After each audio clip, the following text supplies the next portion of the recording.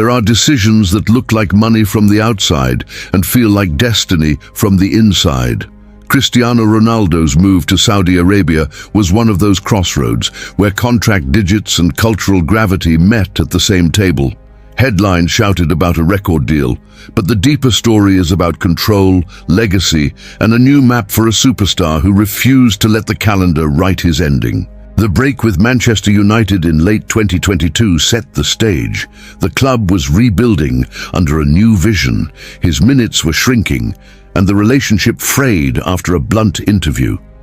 A mutual termination followed, and with it, a question bigger than the transfer market. Where does an all-time great go when he still wants to compete, to lead, and to be the subject, not the object, of the narrative? Inside that question sat three conventional options and one audacious one. The conventional European route was clear: join a Champions League side, accept a reduced role, trim the salary, and live inside someone else's project. It would have been respectful, familiar, and not Ronaldo. The audacious option was to jump into a league trying to accelerate a decade in a couple of years. The Saudi Pro League, backed by state-level investment, global broadcasting goals, and an appetite to make football part of a broader national project. First came the matter of time. In Europe, every appearance would be filtered through the lens of age. Miss one chance, and the conversation would tilt toward decline. In Saudi Arabia, he could periodize his season, tailor workloads, and turn each night into a referendum on performance rather than birth date. For a player who treats his body as a laboratory, that control mattered. It meant colder talk and warmer data, sleep windows, recovery blocks, sprint spikes, and microcycles that keep a 30-something explosive. Then came the matter of role. Ronaldo has always been oxygen for dressing rooms that crave responsibility. At Al Nassr, he would not be a ceremonial finisher. He would be the axis. The armband, the standards, the tempo of training, the expectations of nutrition and recovery, these would revolve around him. Protagonism is more than touches. It is being the reference for younger teammates, the benchmark for incoming stars, and the person who sets the daily culture. That prospect aligned perfectly with the competitor inside him. Brand logic played too, but not in the shallow way skeptics imagined. Ronaldo isn't merely a logo, he is a content ecosystem. By planting himself in a rising market, he widened the orbit of his audience across the Middle East, Africa, and Asia. New time zones became prime time. Sponsors who had saturated Europe found fresh storytelling angles. The league received a lighthouse. He discovered new coastlines. Visibility is a currency, and he chose to invest it where the interest rate was highest. There was also the symbolism. Saudi Arabia wanted to signal that its football project was not a sideshow, but a long-term pillar.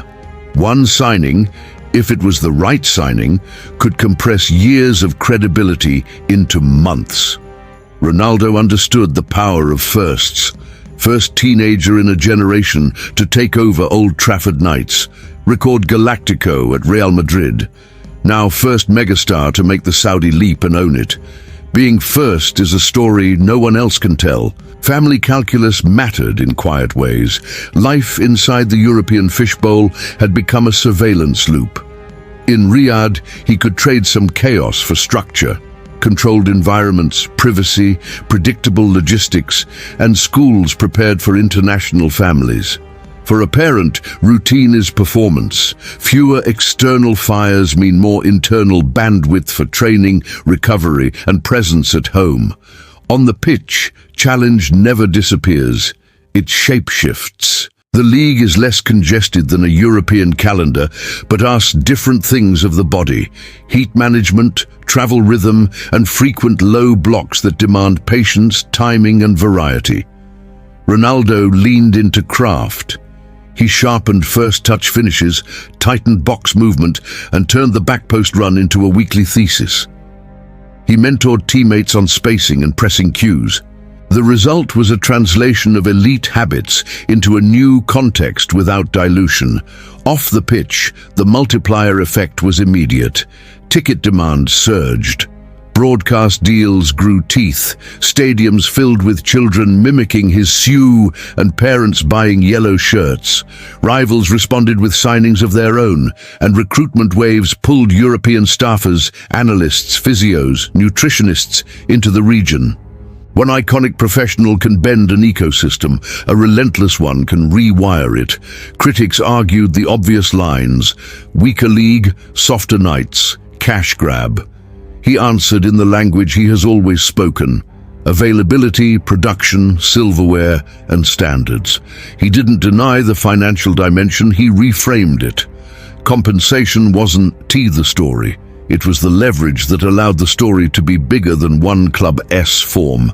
Legacy, in his framing, meant expanding football's map, not just stacking medals in the same cabinet. The Champions League question lingered like a chorus. Yet careers are written in acts, not loops. Act 1, discovery at Sporting and ignition at Manchester United. Act 2, supremacy and immortality in Madrid. Act 3, reinvention in Turin. Act 4, the turbulent return to Old Trafford and a door closing.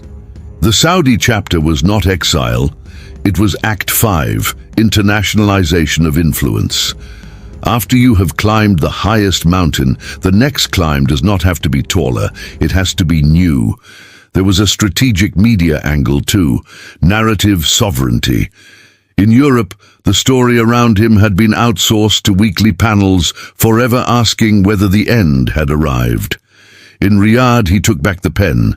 Games guided headlines again. He posted training clips, scored, celebrated, and the cycle obeyed performance. For an athlete who thrives on controllables, that psychological shift is gold. Zoom out, and the move becomes a case study in agency. Ronaldo chose a place where athlete, leader, brand, father, and symbol could align. He turned from a chapter character into a co-author of a league's history. That is why the moment matters beyond fandom. It suggests a pluricentric future for elite sport, where mythical careers can stage fifth acts outside traditional capitals while still shaping the global conversation. So why did Cristiano Ronaldo go to Saudi Arabia? Because it was the lone platform offering command over time, certainty of role, scale of audience, narrative control, and the satisfaction of being first at something that will echo. Because he saw a rising tide and knew his presence could make it crest faster. Because after 2 decades at the summit, he wanted to build one. The boy from Madeira always chased definition. This time, he wrote it, and the world took note.